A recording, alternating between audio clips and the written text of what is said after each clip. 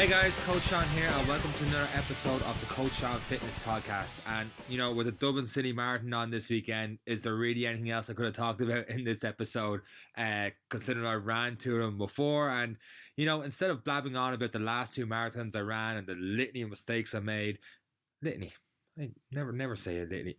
Anywho, I thought I'd give you my top 10 tips for preparing for the big day. And since we are in the week of the 40th anniversary of the Dublin City Marathon, I'll keep the tips to just this week.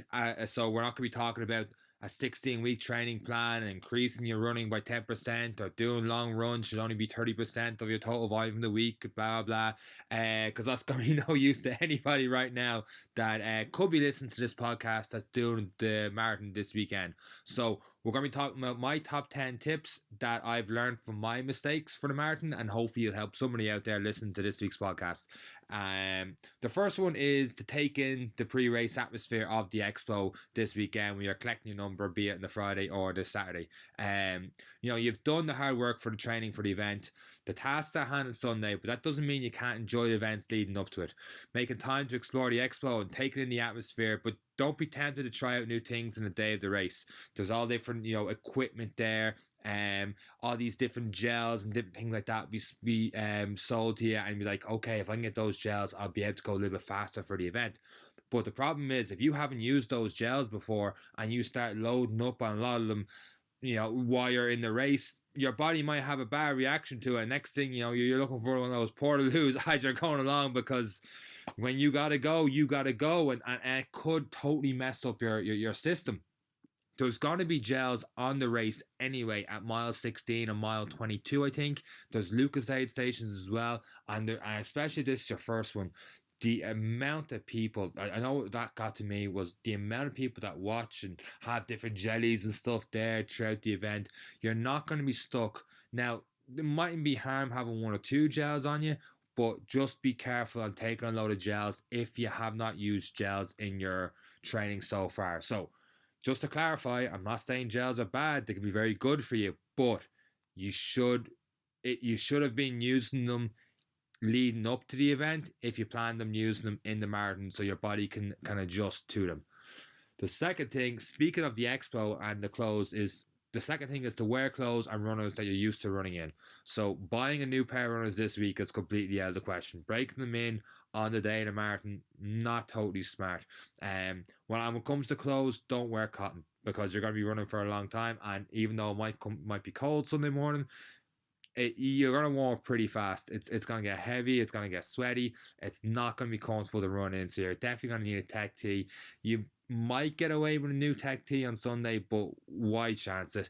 You're best off using something you've ran a race in before. If you did a half marathon in the Phoenix Park last month, running something you're comfortable in running in, so you don't have to think twice about it pretty much, and you're going to feel good in that. The third thing, and this is one of the big mistakes I made the very first time I did a marathon: run by yourself, or run with pacers if you got a certain time in mind. I get to that in a little bit later with your first one, but do not run with a partner. Run your own race. You're only going to mess up the pace with your partner. You may be thinking, we train together, we have similar goals, stuff like that. Don't do it. Trust me, the race is too long. There's going to be stages during the race where you feel good and you're ready to push on, but your partner is going to be holding you back. And the other thing is going to happen as well. You're going to come up one of the hills and you're not going to feel the legs. The partner's trying to push you on, and you just need a couple of minutes to slow down your pace to build back up again. And they're trying to push you on. And because of that, they're going to be slowing down. It's going to wreck up their rhythm. So when you're good to go again, they're going to be sore, and it's very, very hard to match with someone all the way through, unless you're with a pacer who's designed to go for the time slot you're aiming for, and then your job is to keep with them. They don't care about you. They've got a time and to stick to, so you got to go with them. So it works a little bit different with your pacers. Pacers are great, but don't run with a partner. Unless that partner's going with a pacer as well, then you're both going by pacers rather than running with each other. You're kind of by yourself in the marathon for the most part, and that sounds kind of cold, but especially if you've got a time and stuff that you want to aim for, I would recommend running on your own. Otherwise, running with a partner, even if it's your best mate, because I ran with my best mate in the first time I did it, and halfway through he wanted to kill me, and then a little bit later I damn sure wanted to kill him. We got each other's nerves so much during that race, it was ridiculous. And we never argue or anything, but during that marathon we wanted to kill each other. 3 is to plan for the event the night before. So plan your day the night before the event. You get your marathon bag together for your stuff you're going to need after the race. Organize your race clothes and all the night before, because you're going to be up early with the race starting around 9 o'clock depending on your wave. Some cases you could be up at 5, 6 or 7 in the morning to get ready for the event. Depends on food and what food you kind of want to eat, and I'll talk that a little bit later as well. But get everything ready the night before. Prep everything. Get your clothes, get your bag ready. So have pack a hoodie for after the event. Potential change of clothes as well. I find for it could work. For some people say for recovery, compression clothing is good. So your Under Armour top stick and things like that. That's good for after an event. And let's face it, after a marathon, you're going to look for any help you can get. So if you have a spare pair of the long kind of compression leggings and the long sleeve tops, throw it on you. It can't hurt, and it might help a little bit of recovery afterwards. Don't forget the Vaseline as well, especially for chafing. I've never had an issue with shaving before, but every year I use on my nipples because I keep thinking of Andy Bernard from The Office, where he gets the blood running down, and I'm like, I don't want that, especially during a long 3.5, 4 hour event. I'm getting very optimistic saying that, maybe 4.5. Let's see. We might have to see some, but definitely use a Vaseline just in case, and it's also good to use it on your eyebrows as well. I don't know about you guys running, but when I run, I find it very hard. The sweat comes into my eyes very easy. And the last couple of marathon days, it's been no rain. It's been dry. It's actually been kind of warm, particularly warm for the end of November. The end of October, I'm saying, sorry, for the end of October. So definitely get Vaseline for the eyebrows. It helps the sweat and make sure the sweat doesn't drop into the eyes. And then for after the event as well, for your marathon bag, the Oralite, just to get the hydration, get some extra fluids back in. It'll work better than water, because you're going to lose a lot of water and sodium throughout the race, obviously, and get some fuel into you as well, whatever it is, bananas, things like that. You're going to have a race bag at the end of the event, but don't rely on that totally. Have something there for you as well, just in case, so you're not thinking about, what might or might not be there in the race bag at the end. And it might be extra motivation as well. If you got something really nice in that race bag and you've got a couple of kilometers to go, you're like, I'm running for that. I got to get to the end of that. So definitely bring your own food. Make sure you have something for hydration as well. And obviously a change of clothing as well. Number 4, keep it simple. So I was just talking about food a second ago there. Don't do anything radical with foods days before the event. If you're used to not eating too much carbs, carb loading can be good if you slowly increase it, but don't just change your entire diet and have pasta the entire week if you never really have pasta before, because once again, your body's going to take time to adjust to that, and you could feel slow and sluggish because you're not used to the amount of carbs you're having. So if you're going to carb load, gradually increase it over maybe the last 2-3 days, maybe the Thursday, Friday, Saturday before the event. I wouldn't really recommend something that you wouldn't normally eat. So let's say at the expo, someone's like, what you need the morning of, you definitely need porridge and fruit, whatever it is. And you're like, well, I usually have this instead on mornings before my long runs. And they're like, no, porridge definitely give you the extra little kick. It might. Then again, it might mess your system. So why take the chance? Have something that you're used to having. Trust in what you've been doing so far, and keep having that. Just pretty much keep it simple. Don't overcomplicate your food. Treat it as you would the day before any long run. Have that and trust in your training, and you should be good to go. Number 5 is warm up before the marathon begins. There is a long wait for the marathon, especially getting the waves and all the rest. But you don't have to do too much for the warm-up. A light jog, a couple of squats, getting a couple of stretches in, just moving the body around, ease into your warm-up. Just getting a few squats and lunges, not 20 or 30 squats and lunges. Don't burn yourself out before the race begins.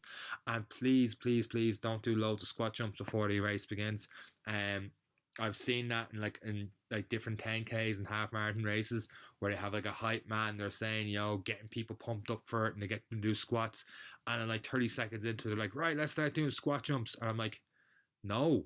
And they start counting down, like, do 10, 15 squat jumps. I'm like, why would I do that? What that makes no sense. There was one where I was supposed to run along sand at the very start. I'm like, I'm not tiring my legs out doing jumps and pre-fatiguing my legs before I even cross the starting line. Why would I do squat jumps? That defeats the entire purpose. But if you do a couple of squats and warm up the legs, that's okay. You're kick-starting the body there. But squat jumps, stuff they're going to tire yourself out.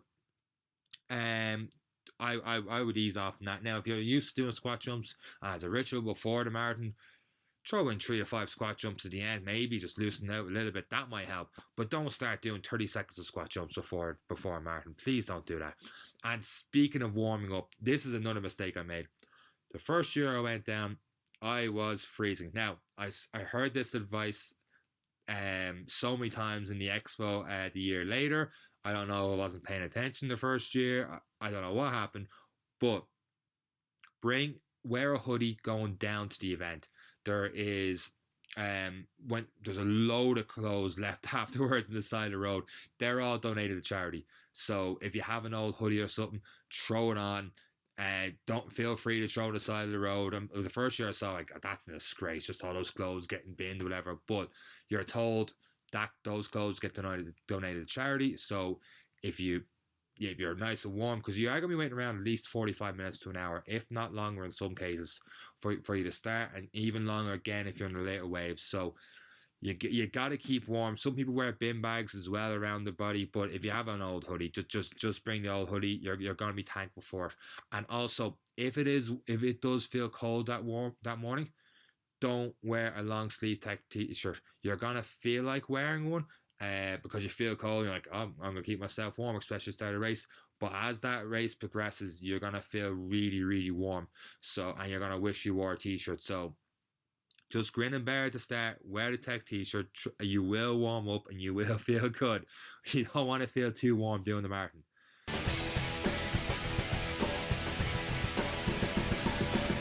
Number 6 is set a goal, but be cautiously optimistic. So set a goal, and if it's your first time doing a marathon, my honest advice is just complete it. I didn't do that the first time and I failed my goal. I kind of put myself in a downer looking back on it, because I do think, I had different mindset going into it. I had a stupid mindset going into it of a time I had, and I got nowhere near it, which sucked. So it kind of took away the good of doing a marathon. But your first time doing it should be just to set a goal and doing it, because the distance, doing the last 6 to 8 miles, especially if you haven't gone, most people haven't gone past a 20-mile marker in their training. It's a completely different animal, those last 6 miles, and pushing yourself through it. Just getting it done is accomplishment in and of itself. So that should be the goal. And as well as that, if you do set a time goal for the event, there's so many different factors come into play. And being Ireland, one of them is the weather. Now, I think, don't hold me to it, it's not supposed to rain on Sunday, but it is supposed to rain Friday and Saturday, so it could be slippery. I don't know. Obviously, I don't know. I can't predict the future, and it's Tuesday as I'm doing this podcast. So how do I know?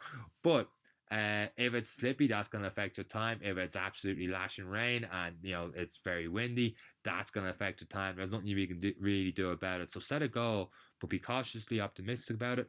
Set a backup goal with it as well. And that could be, especially if it's your first marathon, just finishing the race. And if it is your first marathon, finishing the race alone is going to help set you up physically and mentally for the next marathon, because you've been through the process. You know how to pace yourself better. So you know how your body feels as you get to the later stages of the marathon. So mentally, it's going to be a lot better if you're doing that second marathon, because you can just... It's hard to explain as I'm struggling here, stumbling my words. But I know when I did the second year and I got to mile 16, 17, 18 as I got longer, I just felt better. I knew I was ahead, and I knew I was able physically for it because I did it before. With the first one, you do have that doubt in your mind until you've crossed the finish line and you're done. So the second one, it's easy to pace. The first time I didn't pace myself, I felt good. I'll be talking about that in a little bit of sec with pacing, so I won't get into that too much. I'm going to go straight on to my next point before I blabber on and completely miss one of my top 10 tips. So number 7, speaking of pacing a bit and being mentally prepared, is knowing the route. Have a look at the race before you do it. Have a look at the map of the race. Get a fair idea where the hills are. Mark the distances between different landmarks. So instead of treating it as I gotta get to the finish, when you're in the Phoenix Park, it's like, right, I gotta get to Chapel, I gotta get at Castleknock. From Castleknock, I gotta get back into the park. Then I got to Chapel Lizard. From Chapel Lizard, I gotta get to Inchicore and up over that hill. And each little bit, so you're progressing every 2 to 3 miles in your head, rather than thinking, oh man, I got to Marion Square and you're only at Phoenix Park and you're 3 miles in. That's going to play with you. The longer you run, the more it becomes a mental battle, as much, if not more so, than a physical battle. So have a fair idea what's coming up. So mentally, it's just a lot easier to prepare for the next 2 miles, the next 3 miles, rather than I got 20 odd miles to get to Marion Square to finish this race. And speaking of getting the next 2-3 miles, my next point is pacing. So knowing the route can help you with pacing. And here's one of the biggest mistakes I made. Again, I'm mentioning a lot of mistakes because here's that word again, a litany of mistakes I made in my first 2 marathons. One of them wasn't pacing. The very first one I did, I was all guns blazing. I felt great. I flew out of the finish line. As soon as I got by the crowds, I was pushing up the hill pretty fast. I felt good. The adrenaline was pumping, and I was going a lot faster than I initially intended. But I felt great. Beautiful day. I could do this. No bother to me. I had no idea what was in store for me. But I got past mile 10, through Chapel Lizard, went up the hill towards Inchicore, and pretty much I knew as soon as I got to the top of the hill, like, I'm in trouble. The legs did not like that at all. The killer of a hill. I think it's just after mile marker 10. When you come out of Chapel Lizard, you're taking across the ridge through Chapel Lizard, taking a left, and you're heading up towards Inchicore and Kilmainham Jail and all the rest. There is an awful, awful hill. And it is, I think it's the worst hill in the whole course. I would recommend going maybe even slower than your marathon pace, but just easing into the first couple of miles. Once you pass that hill and you're feeling good, then start thinking about, okay, what's my time going to be? What are my goals for the rest of this race? Because then you know what the conditions are like. Then you know how you're feeling in the legs. Then you know what you might or might not be capable of. And the adrenaline's kind of wore off for the first. By the time, whatever time it is you get there, the adrenaline's kind of wore off. You're set in. You're like, this is a marathon. I know what I'm in for now. That kind of hype of I can go all day is out of your head. You're just more relaxed and you're into it. So around that marker, I find it's a good time to just think about, okay, where are we at here? What can we realistically accomplish today, and go with it from there. And speaking of being realistic, the next point is a positive mindset. So there's gonna be times where it's just gonna be dark. You're gonna feel like, as great and as awesome as the crowds are in the Dublin Marathon, there are little pockets where there's no crowds, and you're running up towards the next big crowd. But in those little pockets, man, it can get dark, especially if you start to struggle. And you just have to stay positive. You just gotta push yourself through it. Just stay positive. Positive affirmations, one foot in front of the other. Just slowly ease into it. I mean, for a lot of people, they get to around mile 22. I think that's the last really big hill at mile 22. So once you get there, there's literally a downhill after that as you head towards the N11. There's a small little hill actually on a ramp heading up the N11 across the bridge. But for the most part, mile 22 is your last big hill. From there, instead of thinking the last 4 miles, thinking how you get through, just think about the next 2-3 miles, because once you pass Vincent's Corner, you turn left. You've got 2 miles, I think, left. You turn left onto Marion Road, I think, and there's like 2 miles left. And as you keep going, the crowds keep getting bigger and bigger and bigger. And even though it might feel like a long 2 miles, might be your worst pace, you just feel good because you know you're near the end. You just got to keep pushing forward. But to get to that spot, when you're getting towards that hill, you feel like you can't do it. Just think it's only two miles till you get to the crowds and all there cheering you on, pushing you through in that last flat straight towards the finish line. Positive thinking, visualize yourself finish the race. It sounds corny saying it, but when those stages when you start to feel really sore in the legs, it really, really does help. So I can't imagine doing doing a marathon in places that wouldn't be as popular as Dublin right now, because just the crowds, the atmosphere, the buzz you get to keep going, it definitely pushes it a little bit further. I suppose the only way I can explain it is if you've done a lot of running, try to do it without your headphones. For some people, they can't do running without their headphones. They need something to distract them and stuff. The crowds there is like headphones times 10. Don't wear your headphones. There's a bonus tip. Don't wear your headphones at the marathon. Please don't wear your headphones. Take it all in. Just take in the atmosphere. It'll help push it a lot more than music ever will. With the exception of the Rocky soundtrack, now to think about it out loud. And the last point is the end of the race. Just keep moving. Try not to sit or stand still too long. Now, there is a long walk when you're finished from the bag drop to get around, because you can't meet friends and family at the very end at the finish line. You have to keep walking forward and walk around the block, walk around Marion Square. So you have to keep moving anyway, but get the fuel into you, get a lot of water into you, get some Diorite into your Lucozade or whatever you find is good for hydration afterwards. Get that into you. Try the compression gear, might help with recovery. Try and keep moving. Even you're not going to want to keep moving or stretches, but spending 3-4 minutes to get them in might help you a ton later, so you don't seize up. And the plans you made for later on, you might have to rethink them as well. So if you're making plans for the Sunday night, maybe just say you're playing it by ear and definitely commit to them. Some people will feel better than others. I know last year when we did it, because I was more prepared, I had the Orlite and all the rest into me and the fluids, and I kept going. I had the compression gear on. One of my mates, he opened the can of Guinness. He had that straight away. I'm not saying don't have beer, but just have other drinks before it as well. He said as soon as he got home, he just laid down and he was gone for 3-4 hours. We were all supposed to go out that night, and he didn't make it just because he was completely wrecked, and it was his first marathon. And fair play to the guy, did awesome in his first marathon. But he said he was coming out. Can't blame the guy for not coming out. But others might be like, hey, why didn't he make it out? Just say, if you're planning with others to do something afterwards, just say you're playing it by ear. Enjoy and see how you feel after marathon, and just really enjoy the day. And you know that's pretty much it. Best of luck to all 22,500 people signed up to do the Dublin Marathon this year. I really hope for you guys that the weather is good, as it's been the last 2 years when I did the event. And when I first did the event, I was like, I always tell people, like, the reason I'm doing a marathon is to say I did it, so you don't have to. If I was saying to a client, and you shouldn't do it, it's terrible for your body. And yes, it's not that great for your body. For fitness and health, I don't think people need to run past in 10K, but it is a tremendous experience. It's a pretty cool achievement, say you ran a marathon. It's a really, really good mental battle as well as physical, especially getting through those last 6-8 miles or whatever it is.